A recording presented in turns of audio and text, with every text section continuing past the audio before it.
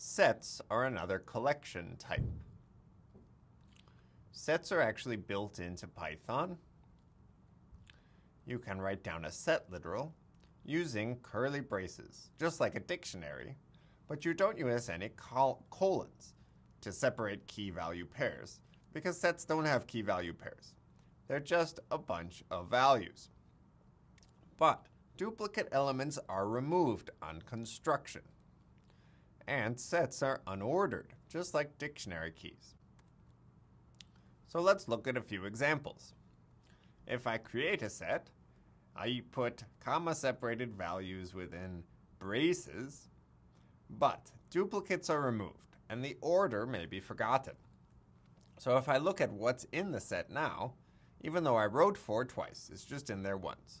The purpose of a set is to know what's in and what's out, not how many times something showed up. And we also have lost the order that I typed them in, because sets are unordered collections. I can ask whether some element is in the set. I can ask for the length of the set, and I can also perform set operations.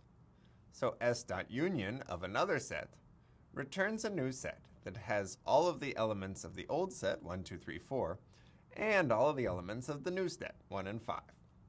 Now 1 is repeated, but that doesn't matter. It only shows up in the output once, because an element can only appear at most once in a set.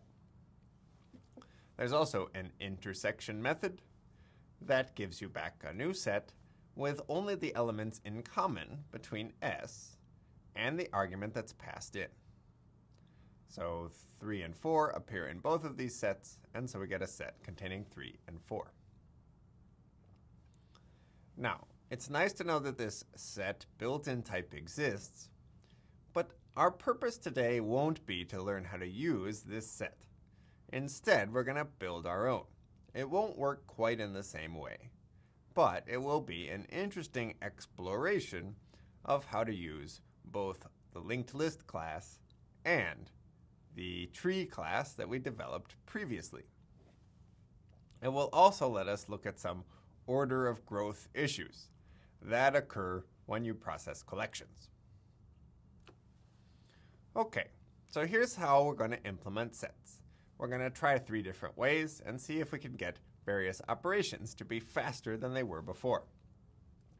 Here's what we'd like to be able to do with a set. We'd like to be able to test if some element is in a set. We'd like to take the union of one set and another. So the union of 1, 3, 4 and 2, 3, 5 is 1, 2, 3, 4, 5. We'd like to take the intersection. 1, 3, 4 and 2, 3, 5 have an intersection, which is a set containing only the number 3. And we'd like to be able to perform a junction, or a join, one value to a set, which gives us back the set with all the elements that were in it before, and one new element. Now, if this is a repeat, it's not going to show up in the output, because we don't allow repeats anywhere in sets.